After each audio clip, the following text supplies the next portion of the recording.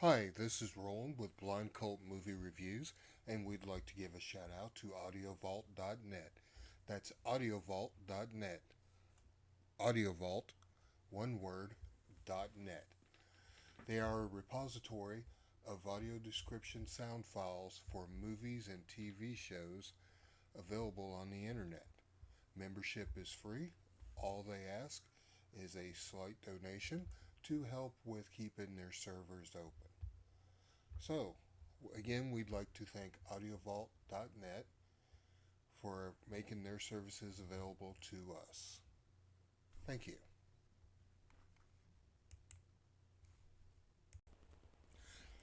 Welcome to Blind Cult Movie Reviews, where we review cult movies from a blind point of view. I'm Roland, I'm Mohammed. and we're going to talk about the The Terminator. Terminator.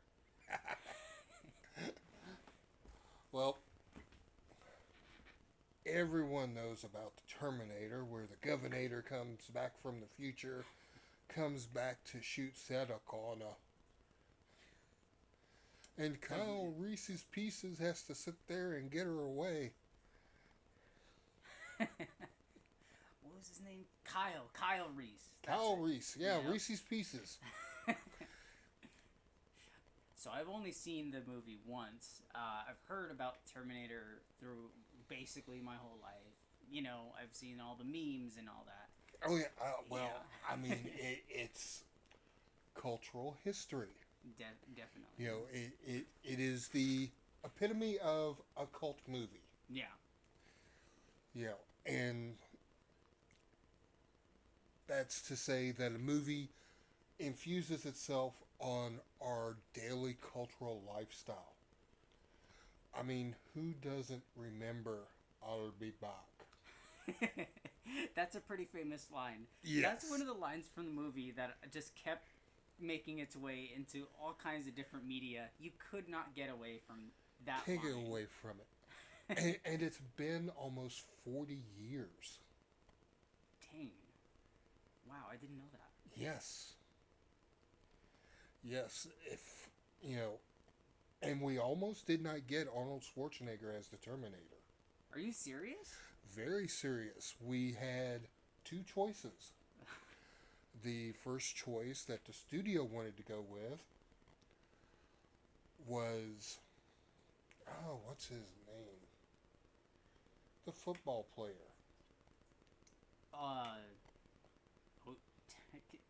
O.J. Simpson. O.J. Simpson. Oh my god. O.J. Simpson was the studio's first choice for the Terminator. James Cameron shot that down real quick, which, you know, historically has turned out to be a good decision. Yeah, no kidding. And then you've got the second choice, who was Lance Hendrickson. Oh, wow. And he, even when he did the studio pitch, Lance Hendrickson played the Terminator in the meeting. He went in the room, sat down, and just stared at everybody to put forth how menacing the Terminator character actually was. And Arnold Schwarzenegger was originally up for the role of Kyle Reese's Pieces. But when he was having the dinner with James Cameron, all the two of them could talk about was the character of the Terminator. And at that point, Cameron came to a decision that Schwarzenegger was the best choice for the Terminator. You know, that's an awesome decision. I feel like when you think of Arnold Schwarzenegger, you think of all the movies he starred in, and he's an iconic actor. Yes. Yeah, like you think of him, he's always this big, awesome, brooding dude, and he executes his roles so well. I think like especially all the movies he starred in, he's just been this just epic action star, and it really shows in Terminator. Yes. Yeah. And I mean, let's not forget how it started. We've got a garbage truck that's dumping the garbage, and then this ball lightning forms, and little butt naked Arnold Schwarzenegger comes popping out of that bubble. With all the lights swirling all around him. With all those lights swirling around him. And then he mugs 3 punk kids to get their clothes. That scene was hilarious. He walks up to these kids and they're just teenagers. They're just messing around, doing, honestly, I don't know. Look like getting up to whatever they get up to. Teenager stuff. And they pull a knife on him. And it's hilarious because if you know the context of the movie, that's a robot. Yeah. But on top of that, yes, you pulled a knife on Arnold. That wasn't going to go well for you if he was a robot or not. Yeah. And ironically, 2 of those 3 actors went on big. The biggest one being Bill Paxton, who appeared in a number of James Cameron movies.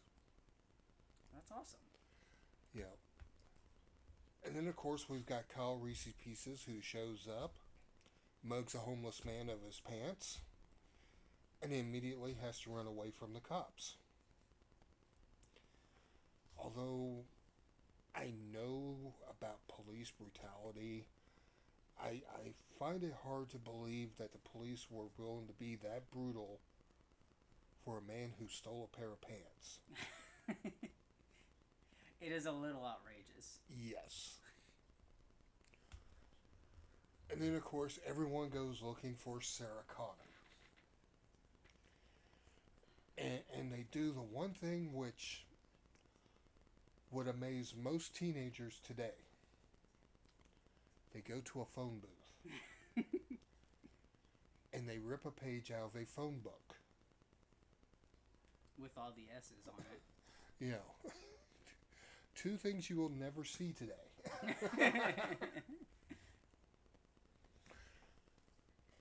And the thing about that is that honestly, the Terminator looked at the paper, saw the 3. There were 3 Sarah Connors. Mm-hmm. And I thought the Terminator would kind of okay, evaluate which one. He's gonna see them. He's gonna use his Terminator DNA vision, whatever. I thought there was gonna be some science shit going down to make sure they hit the right person, but that's not what happened. Well, he did do it scientifically. He went in alphabetical order. he went right down the list. I suppose. But it's brutal. The first Sarah Connor that he goes to, he walks up to the house and knocks on the door. Sarah Connor. Sarah Connor. Yes. Lifts up I think it was a shotgun, a sawed-off shotgun, and he blasts her in cold blood right at her front door. Right at the door. That scene was... Oh my gosh. Oh wait, but let's not forget the diner scene after that. Oh no, turn the TV up, turn the TV up. You're dead, honey. When I saw that, it was so funny because her friend she's just, futzing around. And they come across as just like, oh, this is just whatever, oh, it's just a coincidence. But what they don't know is the Terminator is coming after him. And then, of course, she runs away. She gets to the nightclub because Kyle Reese is following her very closely. Yeah, oh yeah. And then the Terminator figures out where she's at, and he starts shooting up the joint. Yeah. And then Kyle Reese runs off with her. And she reacts as any person would who has a strange man who sits there and tells them, come with me if you want to live. Oh, and by the way, that was a cyborg that was trying to kill you. Oh, yeah, okay, sure. Get me the hell out of this car, thank you. She just starts yanking on the door handle. And Kyle Reese, like, tell me why Reese's Pieces, this whole time, he's not trying to, like, comfort her. He's not trying to, like, calm her down and explain it. He's just, shut up, shut up. He's not helping his own case. Let's put it this way. We all know at this point, they've made it very clear, he's just looking for a booty call. Oh, well, yeah. You know. yeah, that becomes abundantly clear. Yeah, that's why he volunteered. Yeah. But he was set up to go after that booty call, though. Yeah. Because his buddy, John Connor, he's like, hey, my mom's a hot MILF, man. You want to sit there and you got to check her out. She's all that and the bag of chips, okay? it was a setup. I think it's good, though, because... So, me watching the movie only once, I made the connection that Kyle Reese was the, like, Grandpa Paradox father of John Connor. Yes. Yeah, I watched that movie, and I was just like, there's no other explanation. It's gotta be this. 'Cause even towards the end of the movie, I'm trying to think, does he... I guess we'll get there when we get there. Well, of course, you know, they sit there, they spend the night in the ditch, they end up in the hotel, upon which they sit there and they germinate young John Connor. And then we, of course, have the Terminator, who kills off Mama Connor, finds out where Sarah's at, and goes hunting him down.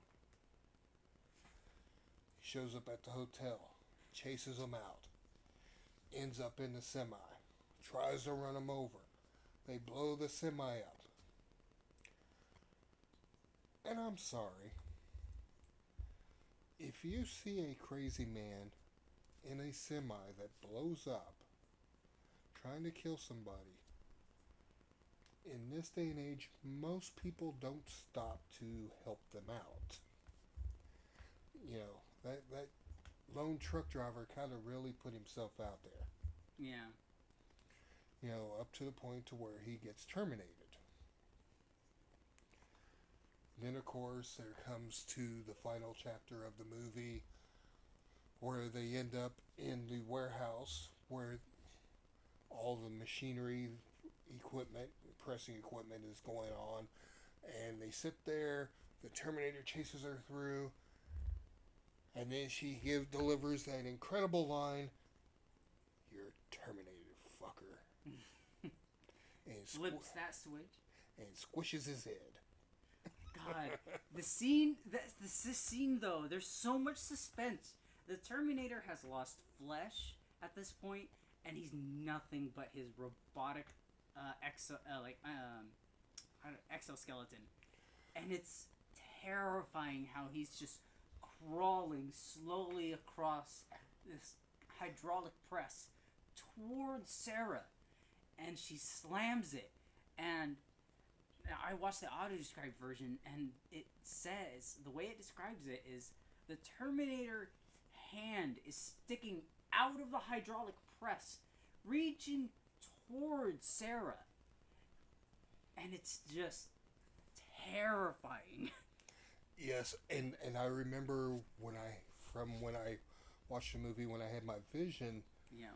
that the Stan Winston stop motion effects, while stop motion in this day and age of computer generated graphics, there is a huge difference. At the time that this movie came out, I remember the fact that the endoskeleton had been damaged. Yeah. And it's limping. And the sticking motion of the stop motion effects, it just fit for what the Terminator should be at that moment, with the stopping and going. and the limping and dragging. Yeah. It was just, even with the audio descriptive, everything just kept moving. There wasn't any slowdown. Yeah. It never slows down at the end, which is a great finale should be that way. Granted, James Cameron does catch a lot of flack for quote unquote plagiarizing from Harlan Ellison's original work from The Outer Limits for The Soldier and The Demon with the Glass Hand. But he did it in a way in which it was updated from the original works and captivating even now, 40 plus years later. It's still captivating. Not to mention, it started a franchise. Terminator 2, which helped to put a studio out of business.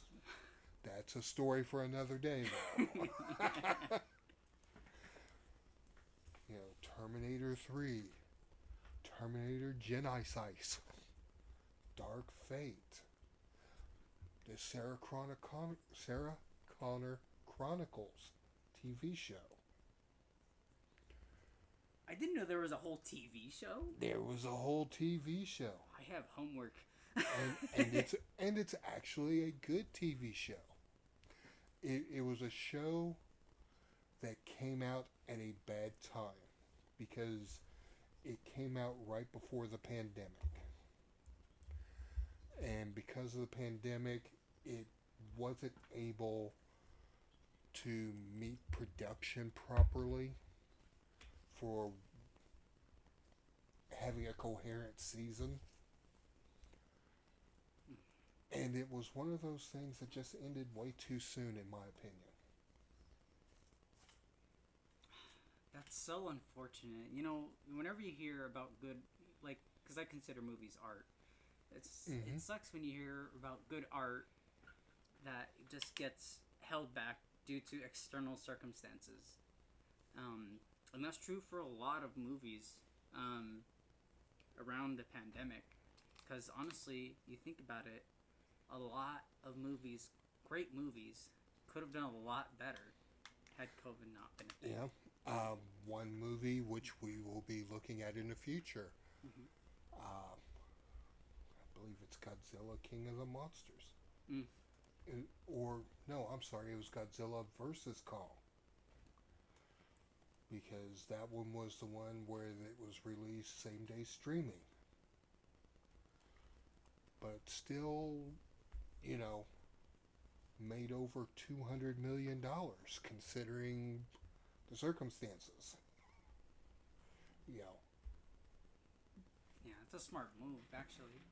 Yeah, well, for the time. Yeah. For the time. Yeah. But what did you think overall of the audio descriptive for the movie? So the audio description for Terminator was absolutely fantastic. I watched the U.S. rendition of it, actually, and the delivery was very much on point. The audio describer took on a voice that you would expect the movie to have.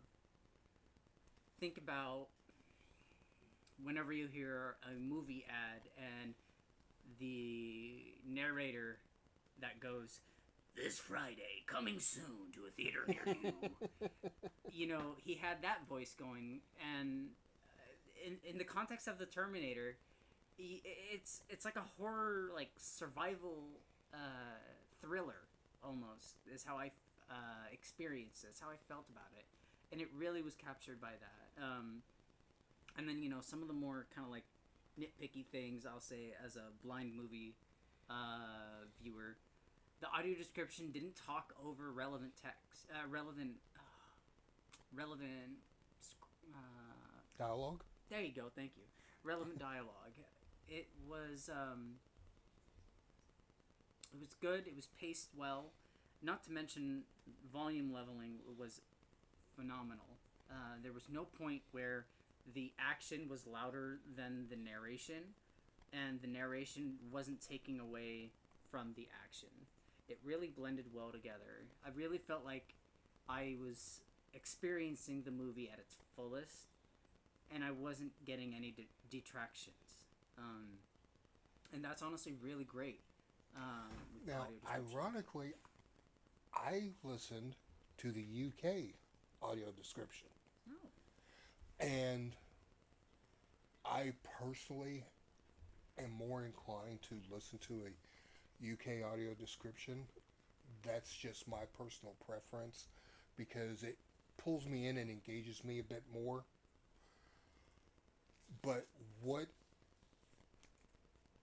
I really enjoyed about the audio description for the Terminator is the fact that the narrator was not just engaged in the movie during the high points, it was engaged in the movie at the low points.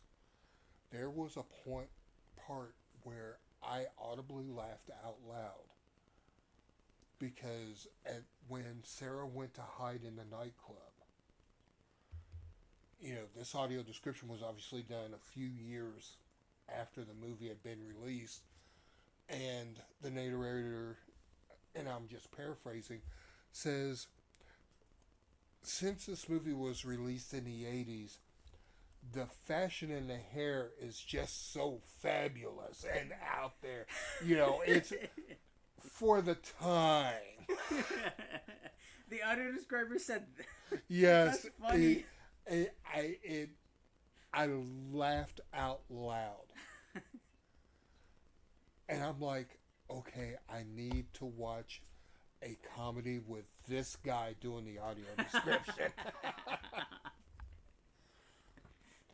To bring out those little quirks that just make you chuckle.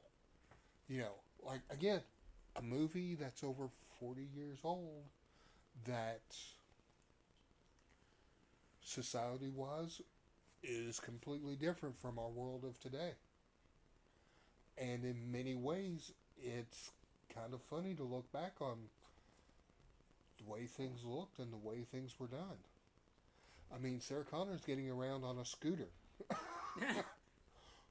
you know, in this day and age, nobody uses scooters; they use electric bikes. That's true, yeah. It's a different world, and you look at it, and it makes you chuckle. And in my case, because I'm the old man, it's a bit of a nostalgia for me. I remember growing up in rural Kentucky where we had what could easily be termed as a grindhouse movie theater. And really, a lot of the movies that they showed would be considered grindhouse movies. And I remember just sitting there and watching it because the Terminator was not an A-list movie. It was considered a B movie in every sense of the word when it came out. And it was. It wasn't what was considered mainstream. And at that time, sci-fi wasn't mainstream. Sci-fi movies were finding their footing. There had been Star Wars, there had been Star Trek, there had been Superman. But none of those movies, when they came out, were considered A-list movies. Which, in this day and age, that makes no sense. It makes no sense. I think of Superman, and that Superman is everywhere at all times. He's one of those characters that's like, you just know who Superman is. Yes. Yeah. But that's also a movie we're going to do in the future as well. Oh, yeah. Very much foreshadowing. But on a whole, Muhammad, how did you enjoy Terminator, audio descriptive wise? I I gotta say, I liked it. Like I said earlier, it's great. The audio description, delivery was fantastic. Didn't detract from the movie. Um, I think the best example I can provide is the scene where the Terminator is removing his damaged eye Oh and yes. regrowing the bionic eye. The description was made it very clear what was going on. I did not need eyes to understand that scene, Yes. which I appreciate. But oh my goodness, that that was freaky. Yes. Yeah. And for me, I loved it. You know, now granted, I've only lived half of my life visually impaired. This was one of the movies I got to see before, in my youth, before I suffered any vision loss. I remember very much what I saw on the movie screen. And if anything, the audio descriptive version took me back to when I was a kid sitting in the theater watching a movie. I wanted to see more.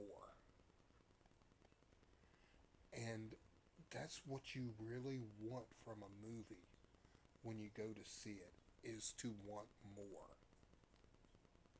You know, it's good to have a nice solid story, but then you start thinking about the things in between. Expand on that. What do you mean? Well, I for example, the Terminator, the future it comes from. Mm-hmm. What was that war like? What did it look like when it started?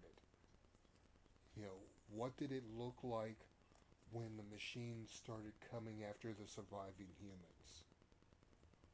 What was involved? There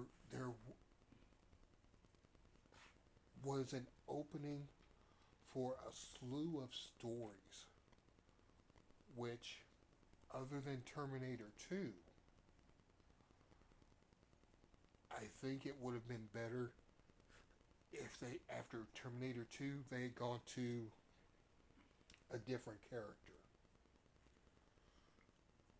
For example, a new set of eyes showing what happens during the apocalypse, what happens with survivors after the fact,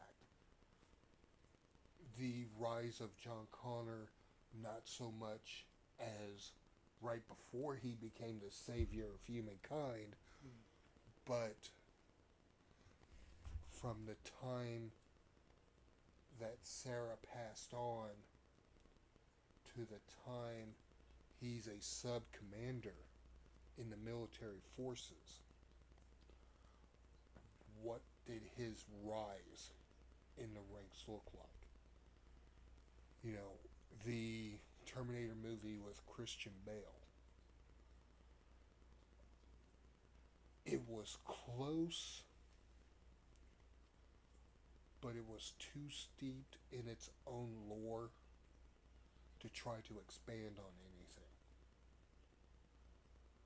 I gotcha. Yeah. And you know, and where it tried to expand, it didn't expand in ways in which it increased the story of Skynet or the surviving humans. John Connor ends up with a pacemaker. We have people that end up with pacemakers today. You know, it's. And I understand that's an overly simplified synopsis of the story, but if that's where you can, if you can simply condense the story down into one line like that, then maybe they shouldn't have gone in that direction. You know, it's one of the things that I have been reviewing in my head as I go back and I watch older movies, especially with audio description, I keep thinking about when I wrote for the stage. Character, it's good to have characters, but characters have backgrounds. Characters have stories, and it's the characters' stories that drive them through an even bigger story. And in many ways, a lot of movies over the last, especially in the last 10 years, the characters don't have stories. The movies have characters. You know, good example, the Winnie the Pooh movies, the Popeye movies. I think it's great that, public domain features are getting an horror update, but they're treated as characters and situations. They don't have stories. There's one coming out. Trailer was just released this past week for Pinocchio. I believe it's Pinocchio Uncut. It's a retelling of the story of Pinocchio as a horror, but it takes the story of Pinocchio and it expands the story because Pinocchio wants to be a real boy. Well, how did he do it in the original story? Well, he tried to live as a real boy. And it wasn't until he got himself morally and ethically right before he became a real boy. Yeah. In this movie, he takes apart other boys and uses their guts to make himself real. That's insane. That's very insane. But when you look at the story of Pinocchio, it fits. It makes sense. It's a story you can get behind. Yeah. And Robert Englund plays Jiminy Cricket. I mean, come on. You can't pass up Robert Englund playing Jiminy Cricket. I gotta watch this movie. It's the retelling of Pinocchio? Yes. Alright. Yes. Well, that's all we have for you today. And next time, what say next time we prepare the Predator for everybody? Oh yeah. Oh yes. So next time, we will see you for the Predator. And thank you for supporting Blind Cult Movie Reviews. My tongue will work one of these days. I think that was great though. Yes. Thanks everyone for watching. Don't forget to subscribe and come back and join us for our next installment.